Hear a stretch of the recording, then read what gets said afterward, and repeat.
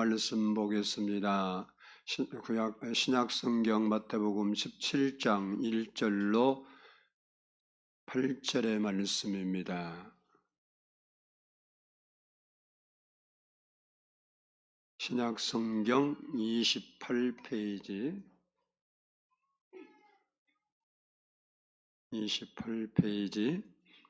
마태복음 17장 1절로 8절의 말씀을 교독하도록 하겠습니다. 엿새 후에 예수께서 베드로와 야고보와 그 형제 요한을 들이시고 따로 높은 산에 올라가셨더니 그들 앞에서 변형되사 그 얼굴이 해같이 빛나며 옷이 빛과 같이 희어졌더라. 그때에 모세와 엘리야가 예수와 더불어 말하는 것이 그들에게 보이거늘 베드로가 예수께 여쭈어 이르되 주여 우리가 여기 있는 것이 좋사오니 만일 주께서 원하시면 내가 여기서 초막 셋을 짓되 하나는 주님을 위하여 하나는 모세를 위하여 하나는 엘리야를 위하여 하리이다.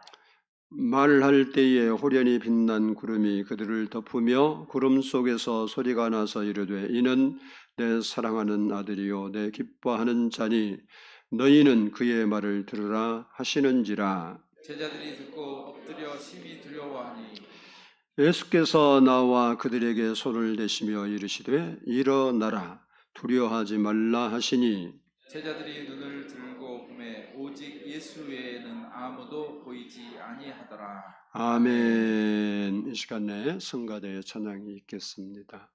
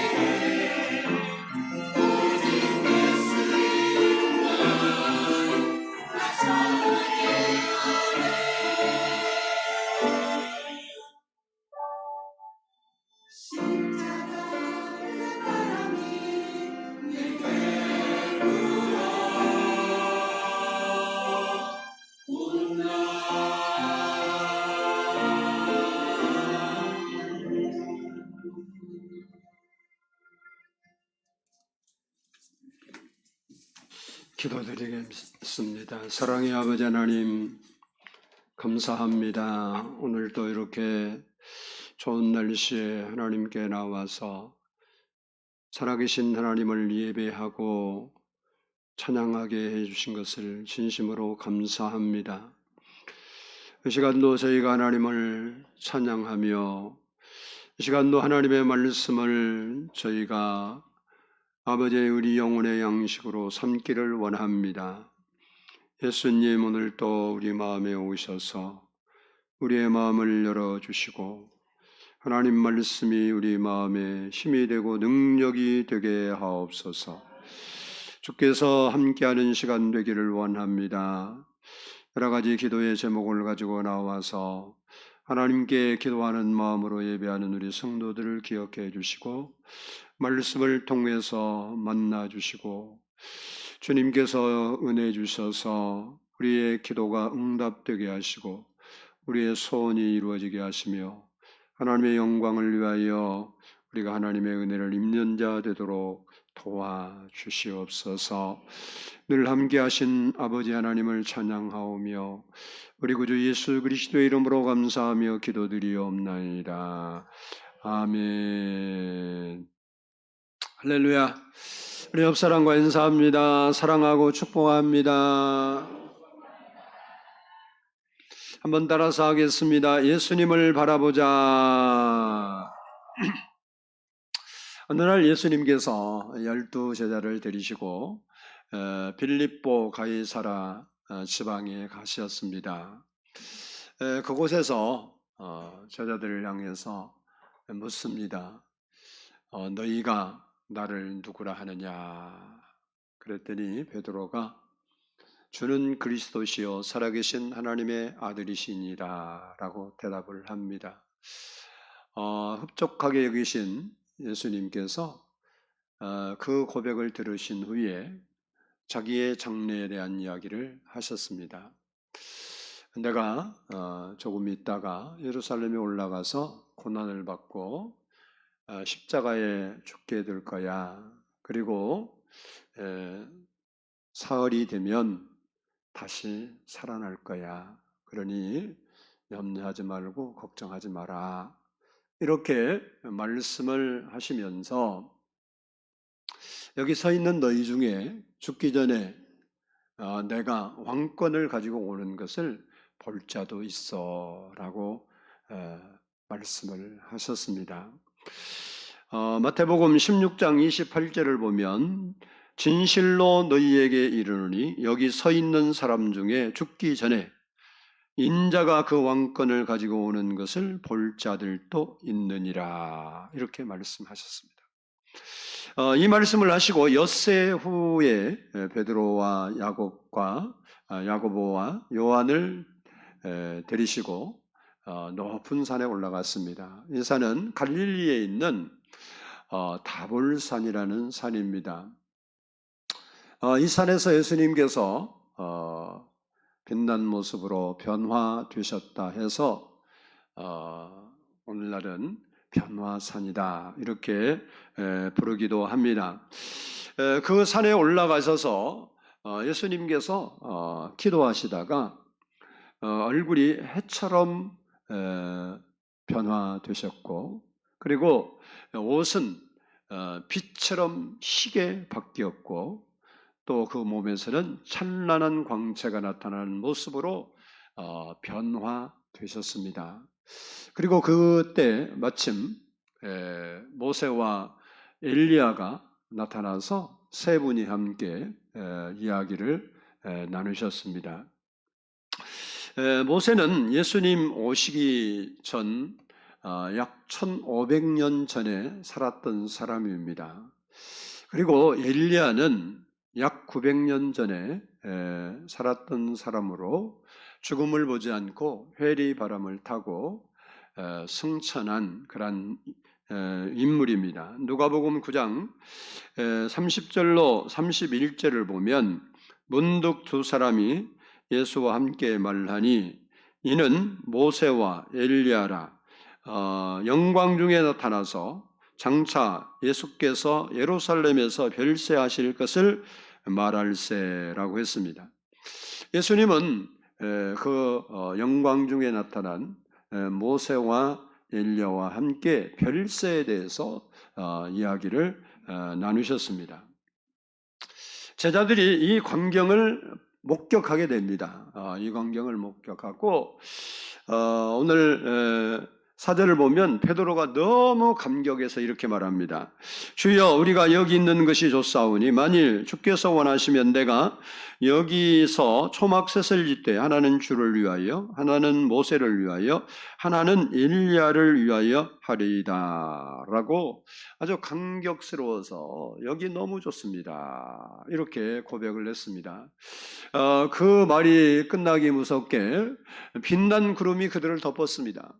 그리고 그 구름 속에서 하나님의 음성이 들렸습니다. 이는 내 사랑하는 아들이요 내 기뻐하는 자들이 너희는 그의 말을 들으라.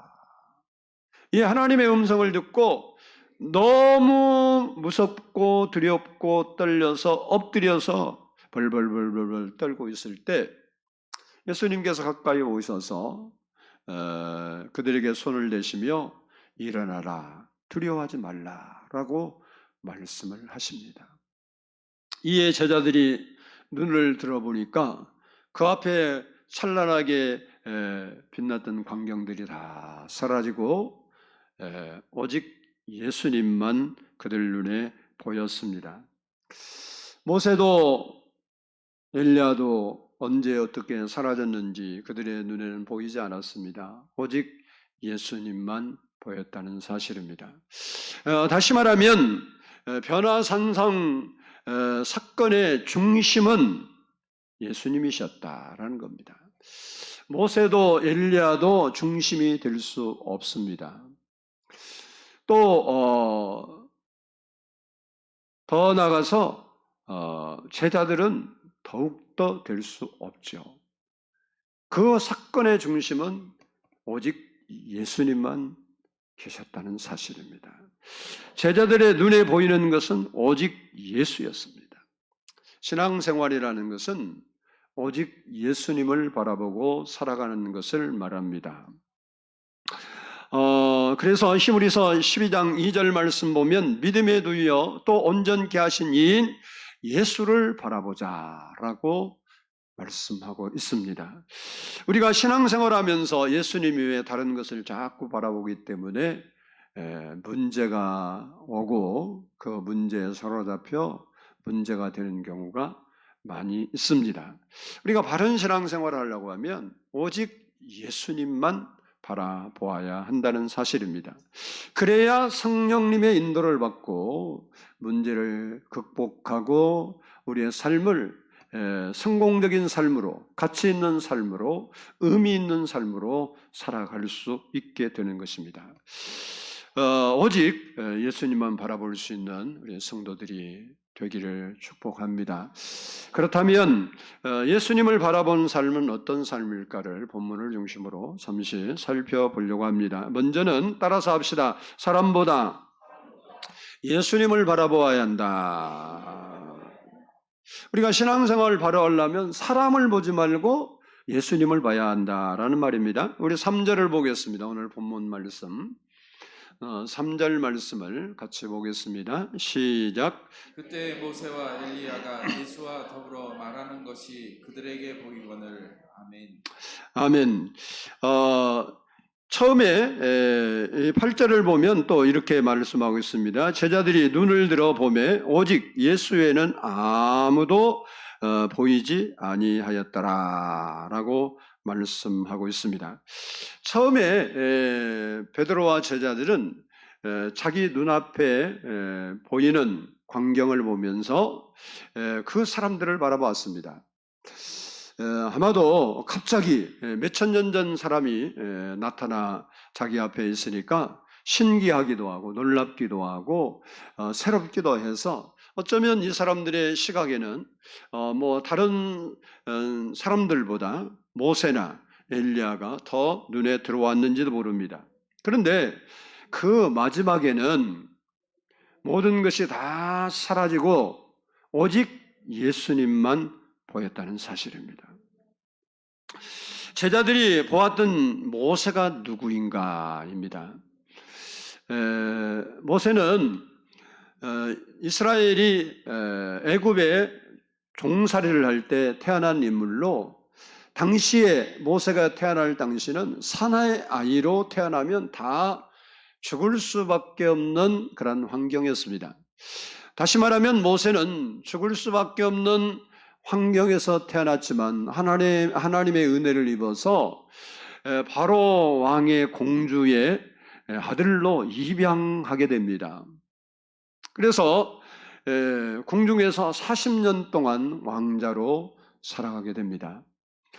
왕자로 살아가면서 사랑을 받고 또 자기 나름대로 이렇게 자리를 견고히 다지게 되는데, 40년 동안 자랐으니까 나이가 상당히 됐죠.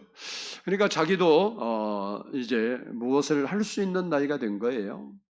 근데 그때 자기 민족이 생각이 났습니다. 자기 민족이 종살이를 하고 노역을 하고 고생을 하는 것을 알고 그들을 좀 어떻게 도와주고 싶다는 생각이 들어서 노역의 현장에 갔다가 히브리 사람하고 애굽 사람하고 다투는 것을 보면서 애굽 사람을 때렸는데 죽어버렸어요. 뭐 죽이려고 때렸던 것 같지는 않은데, 하여간 사람이 죽으려면 뭐 쉽게 죽잖아요. 죽어서 그 사건을 묻으려고 시신을 땅에 묻고 돌아왔는데, 이 일이 발각이 되어서 바로왕이 알게 되고, 바로왕이 자기 아들이지만 히브리 민족을 살리려고 애굽 사람을 때려 죽인 이 일로 인해서 죽이려고 한 겁니다. 그래서 그 길로 미디안 광야로 도망쳐서 미디안 광야에서 40년 동안 하나님의 종으로 연단을 받게 되었습니다. 그 80세가 된 때에 호렙산 떨기나무 불꽃 가운데 하나님께서 임재하셔서 모세를 부르시고, 그 부르심을 받아 모세가 이스라엘 백성을 애굽에서 구원할 이스라엘의 지도자가 된 겁니다.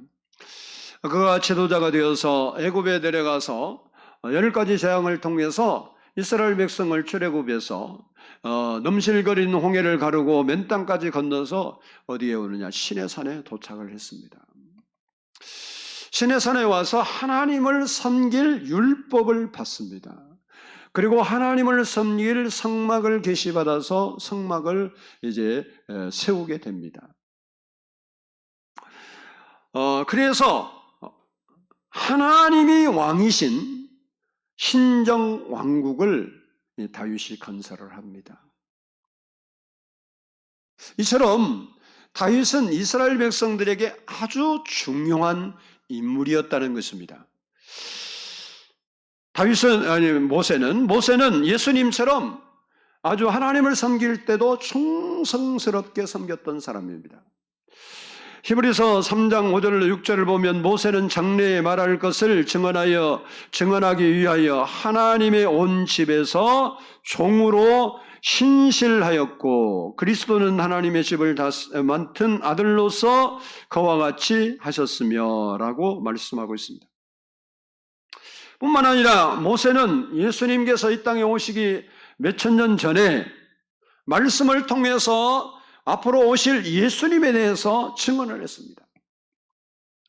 요한복음 5장 46절을 보면 모세를 믿었더라면 또 나를 믿었으리니 이는 그가 내게 대하여 기록하였습니다 라고 말씀하고 있습니다. 또한 그는 우리가 소원하는 하나님과 대면하여 이야기를 하신 분이다. 그러니까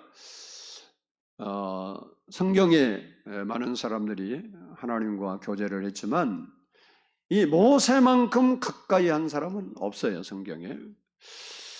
모세가 좀 실수했을 때 아론과 미리암이 그 형이고 누나죠. 누나가 그 일로 인해서 비난을 할 때 하나님이 그들을 부릅니다. 세 사람 불러요. 불러놓고 이야기합니다. 이 미리암은 선지자예요. 선지자는 하나님의 음성을 듣고 하나님의 뜻을 전해주는 사람이 선지자예요. 그러니까 미리암도 하나님의 음성을 들었던 사람이고 아론은 제사장으로 역시 그렇고. 근데 그들에게 뭐라고 말하냐?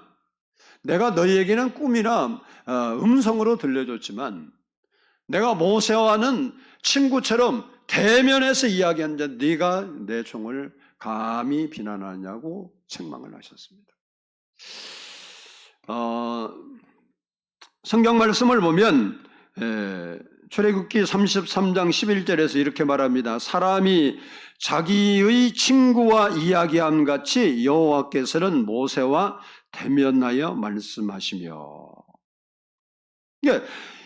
모세가 얼마만큼 하나님과 가까이 지냈는가를 보여주는 장면입니다. 그렇다고 우리가 얼굴 대 얼굴 같이 그랬다는 얘기는 아니에요. 근데 그의 친밀성을 하나님이 그렇게 설명을 해서 모세는 나와 친구가 옆에서 같이 이야기한 것처럼 이야기했다.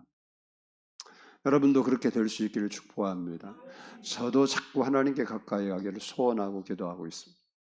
그보다 더 큰 복은 세상에 없는 거예요. 모세가 그런 은혜를 받았던 사람이에요. 이처럼 모세는 구약시대에 가장 탁월하고 그리고 충성스럽고 위대한 이스라엘의 영도자였습니다.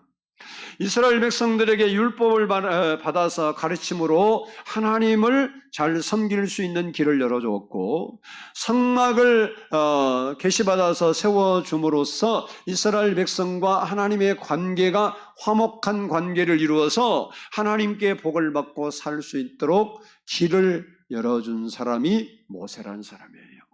그러니까 모세가 얼마만큼 이스라엘 백성들에게 중요한 사람인가, 그리고 구약에 나타난 인물 중에 중요한 사람인가를 보여주고 있습니다. 그러면 엘리야는 누구입니까?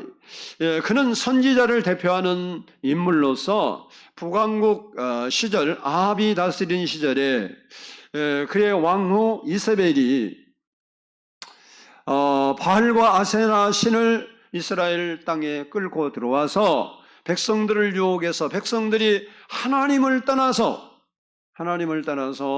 이 바알과 아세라를 섬기는 나라가 되고 말았어요. 그때 이 엘리야 선지자가 나타나서 너희가 바알과 아세라를 버리고 하나님께로 돌아오라고 말씀을 선포했던 분이 바로 엘리야 선지자입니다. 이스라엘 백성들은 메시아를 대망하고 있었습니다. 그런데 메시아가 오기 직전에 엘리야가 올 것이라고 예언을 하고 구약 성경이 끝을 맺습니다. 말라기 4장 5절로 6절을 보면 보라 여호와의 크고 두려운 날이 이르기 전에 내가 선지자 엘리야를 너희에게 보내리니 그가 아버지의 마음을 자녀에게로 돌이키게 하고 자녀들의 마음을 그들의 아버지에게로 돌이키게 하리라 라고 말씀하고 있습니다.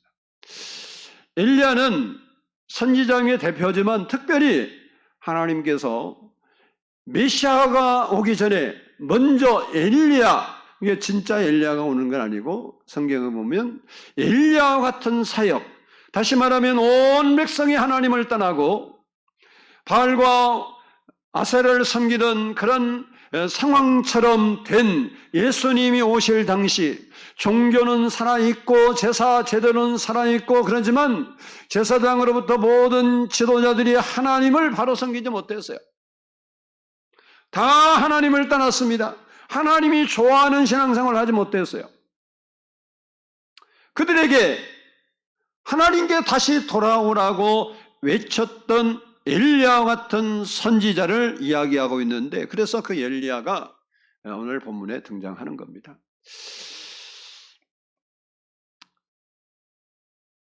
모세는 율법의 대표자였고 엘리야는 선지자의 대표입니다. 율법은 예수에 대한 말씀이고 선지서는 예수님에 대한 예언입니다. 그래서 예수님께서 부활하셨는데도 불구하고 제자들이 안 믿었어요. 사람들이 부활하신 예수님을 만났다 해도 안 들어. 이게 뭐 오늘날이나 그때나 좀 비슷한 것 같아요. 아무리 뭐 설명하고 성경이 그렇다 그래도 자기의 이성으로 깨달아지지 않고 인정이 안 되면 사람들은 믿으려고 하지 않아요. 그때 예수님께서 이런 말씀을 했습니다. 누가복음 24장 44절로 45절을 보면 내가 너희와 함께 있을 때에 너희에게 말한 바 곧 모세의 율법과 선지자의 글과 시편의 날을 가리켜 기록한 모든 것이 이루어져야 하리라 한 말이 이것이라 하시고 이에 그들의 마음을 열어 성경을 깨닫게 하셨더라. 그러니까 성경에 모세나 선지자의 글에 있는 것이 곧 예수님에 관한 이야기고 예수님은 그 말씀대로 부활하셨다는 말을 부활을 믿지 못한 제자들에게 전한 겁니다.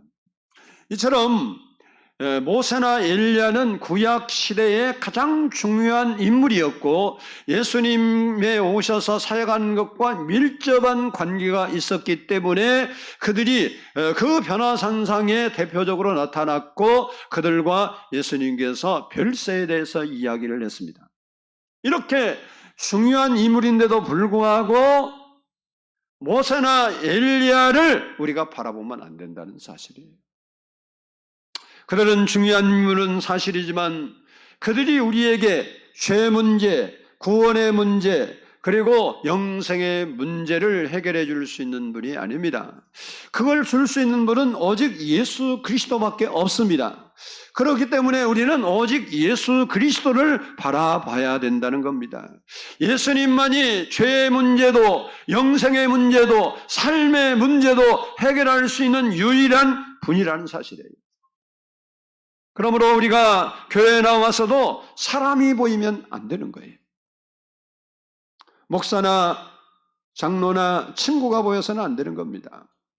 오직 예수님이 보여야 된다는 사실입니다. 처음에 교회에 나오면 예수님은 안 보이고 사람이 보이기 쉽습니다. 그리고 사람 때문에 사람을 보면서 실망하고 사람 때문에 시험 들어서 교회를 떠나기 쉽습니다. 그러나 목사도 장로도 교인도 완벽한 사람은 없습니다. 허물이 있을 수도 있고 실수할 수 있는 존재라는 겁니다. 교회는 완벽한 사람이 모이는 곳이 아닙니다. 교회는 구원받은 사람들이 모이는 생명의 공동체입니다. 구원받은 사람은 완전한 사람이 아니라 완전을 향하여 가는 사람입니다.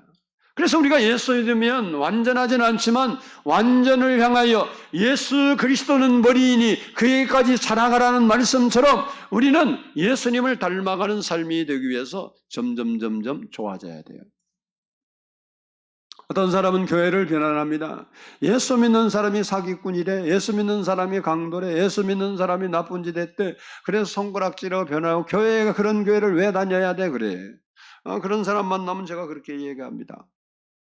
그 사람이 그래도 교회 나가고 예수 믿었으니까 그 정도 된 거야. 그가 만약에 예수 안 믿었으면 도둑질만 하고 끝난 게 아니라 살인하고 죽일 사람이고, 그 사람이 예수 안 믿었으면 한 사람 죽이는 게 아니고 아주 집단으로 사람을 죽일 흉악한 사람인데 그래도 예수 믿어서 조금 변화되어서 그 정도로 끝난 거예요. 교회는 의인이 모이는 집단이 아닙니다. 예수님이 오셔서 그랬습니다. 나는 의인을 부르러 온 것이 아니라 죄인을 부르러 왔다. 이것을 인정하고 교회에 다니는 게 우리예요. 아멘.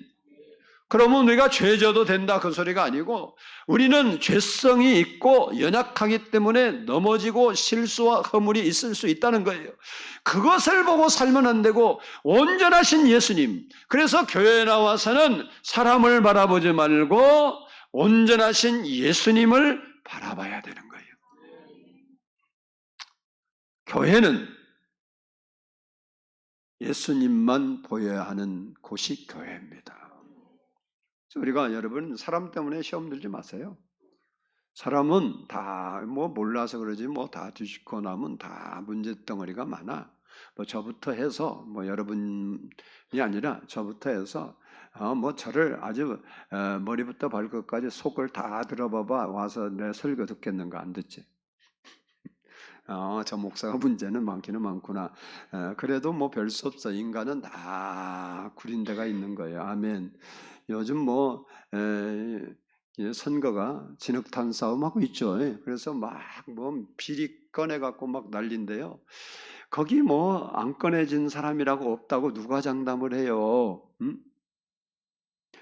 뭐 너는 뭐 몇 년 형 받았네 따지기는 하는데 그거 잘한 건 아니지만 다른 사람 뒤지면 그렇게 나올 만한 사람이 한국에 이 중에도 있을지 모르지 뭐. 아멘을 하는 거 보니까 없어. 그러니까 다 허물이 있고 연약함이 있는 것이 교회예요. 교회. 교회는 완벽한 사람 모이는 곳이 아니에요. 그래서 우리는 사람 바라보고 실망하고 교회 다녀고 어쩌고 그런 소리 하지 말고 온전하신 예수 그리스도를 바라봐라. 그래서 성경에 있는 거예요. 믿음의 주여 온전케 하신 예수 그리스도를 바라보고 살자. 바울도 내가 그 앞에 있는 십자가를 바라보고 쫓아가노라. 그것이 믿음 생활이야. 믿음 생활. 오직 우리가 예수님만 바라보고 살아가야 될 줄로 믿습니다. 다른 사람은 허물이 있다고 자기하고는 다른 점일 뿐이지 그 사람은 그 허물이고 나는 다른 허물이 있는 거예요. 다 연약함을 인정을 해야 돼. 어찌 저 사람은 저런데 자꾸 따져서 하면 서로 시험 들어. 그거 따지지 말고 하나님이나 바라봐. 아멘. 하나님은 우리를 온전케 하신 분이에요. 온전케 하신다는 게 뭐예요? 우리의 허물을 점점 사하고 용서하고 우리를 변화시켜서 지금은 우리가 허물이 많지만 살아가면서 예수님 모습 닮아가는 사람으로 그렇게 변화되어서 멋있는 사람으로 만들어주신 분이 예수님이다. 그래서 여러분이 오늘 본문에 보니까 아주 그렇게 장량한 모세나 엘리야가 그들 앞에 나타나지만 그들이 사라졌어요. 그들이 계속 거기에 있는 게 아니에요. 그들을 바라봐서 되는 게 아니고 제자들이 바라봐야 할 분은 오직 예수 그리스도라는 거예요. 그래서 하나님께서도 저의 말을 들으라고 그렇게 말씀한 거예요. 우리는 하나님 바라보고 살아야 될 줄로 믿습니다. 둘째는 따라서 합시다. 환경보다 예수님을 바라보아야 한다. 우리 4절 말씀을 한번 보겠습니다. 4절 말씀 같이 읽습니다. 시작. 베드로가 예수께 여쭈어 이르되 주여 우리가 여기 있는 것이 좋사오니 만일 주께서 원하시면 내가 여기서 초막 셋을 짓되 하나는 주님을 위하여 하나는 모세를 위하여 하나는 엘리야를 위하여 하리이다. 아멘. 아멘. 베드로는 예수님과 같이 세 사람이 대화하는 그 장면을 보면서 너무 만족했습니다. 그래서 이곳에서 집을 짓고 살면 내가 너무 행복하겠다는 생각이 쑥 들어온 거예요. 그래서 예수님께 초막셋을 지자고 제안을 했습니다. 베드로는 예수님의 뜻과 아무 관계없이 자기 좋아하는 환경을 따라 결정을 내린 거예요.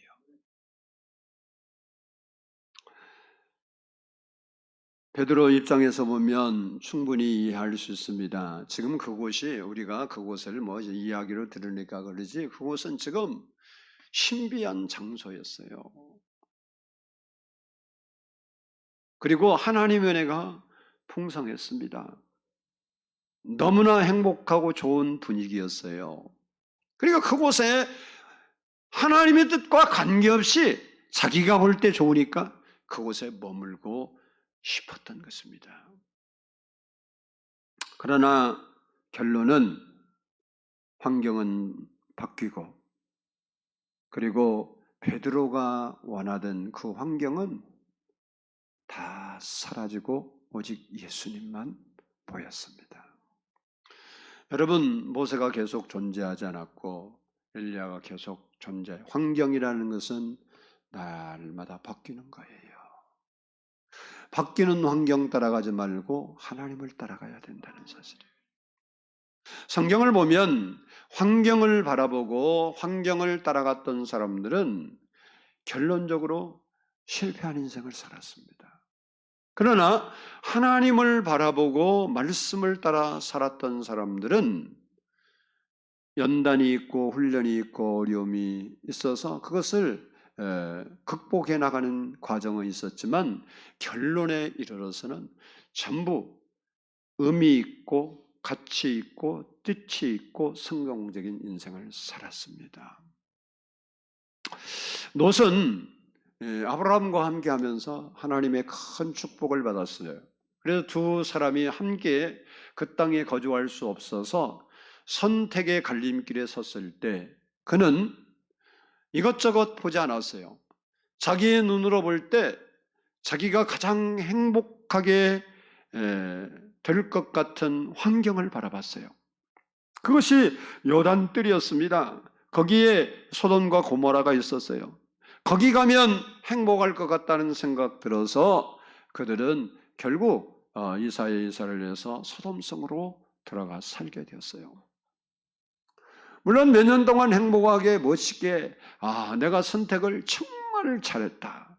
이렇게 좋은 환경 속에 내가 살게 된다니 어쩌면 그가 하나님을 기억했다면 이게 하나님의 축복이 아닌가 이렇게 이야기했을는지도 모릅니다. 그런데 그 결과가 어떻게 됐습니까? 죄악으로 그 성이 멸망할 때 겨우 자기 목숨 하나 건졌어요. 모든 자산 잃어버리고 자기 아내도 소금 기둥이 되었어요. 실패한 인생이 되었던 것을 성경에 볼 수 있습니다. 그러나 같은 선택의 갈림길에 있었던 아브라함은 환경을 바라보지 않고 하나님을 바라보고 하나님의 뜻이 있는 곳에 하나님 말씀이 있는 곳에 그 산지에 그냥 머물렀어요. 그곳에는 외로움이 있고 고독이 있고 거기에는 재미가 없어요. 산지에 누가 있어서 재미있겠어? 사람들이 많아야 재미있는 거지. 그러나 결과는 어떻게 됐습니까? 그는 거부가 되었고 이스라엘 민족의 조상이 되었고 신앙적으로는 믿음의 조상이 되었던 것입니다. 야곱은 삼촌 라반 집에서 20년 동안 봉사하는 가운데 하나님이 은혜 주셔서 거부가 됩니다. 20년 만에 이제 하나님과의 약속을 기억하고 베델을 거쳐 고향으로 가려고 가다가 중간에서 형을 만나게 됩니다. 형을 만나고 원래 했던 생각이 싹 바뀌었어요. 야, 내가 아무래도 이 길로 계속하면 내가 좀 환경적인 영향 때문에 행복이 깨질 것 같다. 그래서 그는 하나님과 약속을 저버리고 하나님과 언약한 것도 저버리고 하나님 뜻도 뒤로하고 베델을 거쳐 고향으로 간 게 아니고 세겜성으로 갔습니다. 세겜성에 갈 때 그 사람들이 환영했어요. 왜? 많은 재물을 끌고 그 성에 들어오니까 그 성이 부자가 되는 거잖아요. 오늘날도 여러분은 미국 가서 살고 싶어서 이민 신청하면 저는 안 받아줘요. 뭐 받아줄 만한 조건이 없어요. 아주 탁월한 기술이 있다든지 탁월한 운동신경이 있다든지 아니면 돈이 많다든지 그러면 무조건 환영 그래. 야곱은 큰 부자였어요. 거부였어요. 그러니까 그 성에 자기들이 들어오니까 너무 좋은 거 아니에요. 그러니까 얼마나 대우를 받았겠어요. 사람들이 와서 조금 나눠 먹으려고. 그래서 거기서 인기를 누리고 한동안 재미있게 내가 안 가고 여기 있기를 너무너무 잘했다고 환경 바라보고 선택한 것을 그렇게 자랑스럽게 여기며 살았습니다. 근데 그 결과가 어떻게 됐습니까? 어느 정도 시간이 지난 후에 학자들에 의하면 약 10년 동안 거기 머물렀던 걸로 기록을 하고 있는데 하나밖에 없는 외동딸이 강간을 당합니다. 그리고 두 아들 레이와 시므온은 그 부족을 남자를 다 다 죽여버리는 살인 기계가 됩니다. 그리고 그렇게 행복하게 머물고 있었던 그 환경에서 그는 더 이상 머물 수가 없는 비참한 신세가 되었습니다. 다윗은 사울 왕에 쫓기면서도 하나님만 바라보고 환경을 바라보지 않았어요. 환경은 다윗으로 하여금 내가 너에게 좋은 기회를 줄 테니까 네가 그 기회를 잘 활용해서 왕 죽이고 네가 왕 되라고 계속해서 죽일 기회를 줍니다. 그러나 다윗은 환경을 따라가지 않고 하나님 말씀을 따라가고 하나님의 약속을 따라가고 하나님을 바라보고 하나님 때문에 사울을 죽이지 않아요. 그런데 그 결과 어떻게 됩니까? 하나님께서 모든 정적을 제거해 주시고 이스라엘의 이대 왕으로 세워주시고 지금까지도 가장 존경받는 왕으로 세워주신 것입니다. 그렇습니다. 이렇게 성경을 보면 환경을 바라보지 않고 하나님을 바라보고 말씀을 따라 사는 사람들은 하나님이 다 세워주셨다는 사실을 우리가 이해해야 돼요.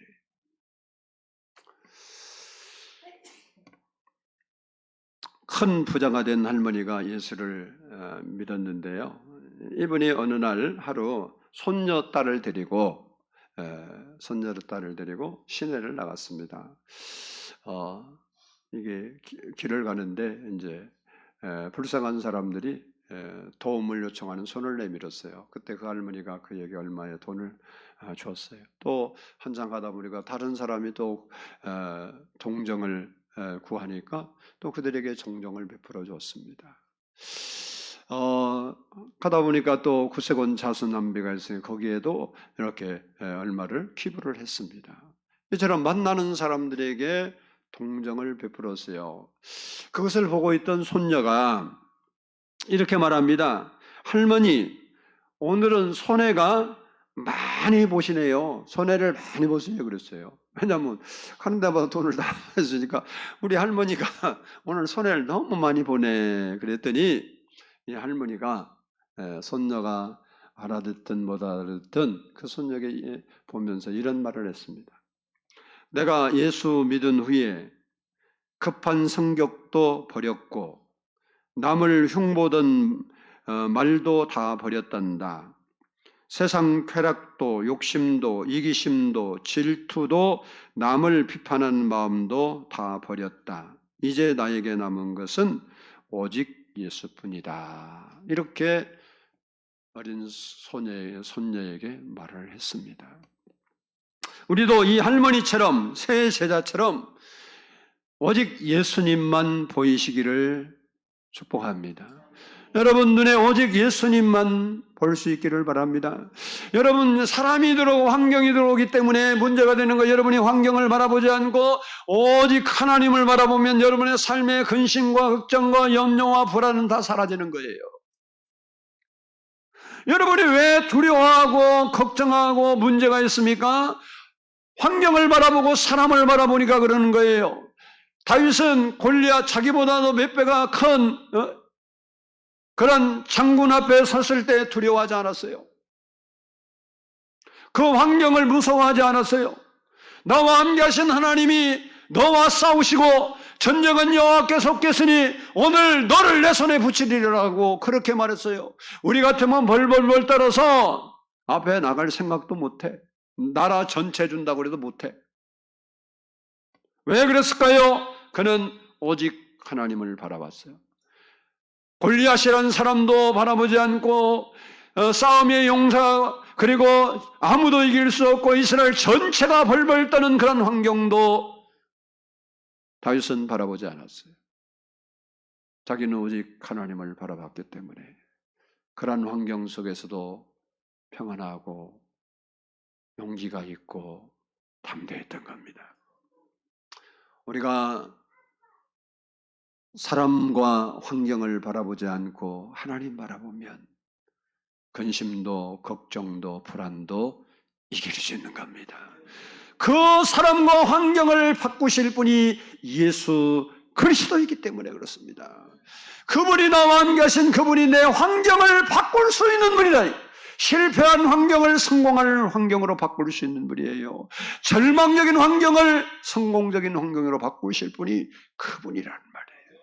그분을 바라봐야 된다.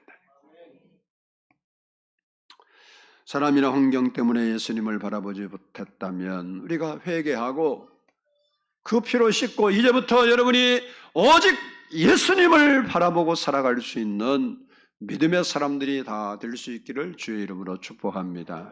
기도하겠습니다. 사랑의 아버지 하나님 감사합니다.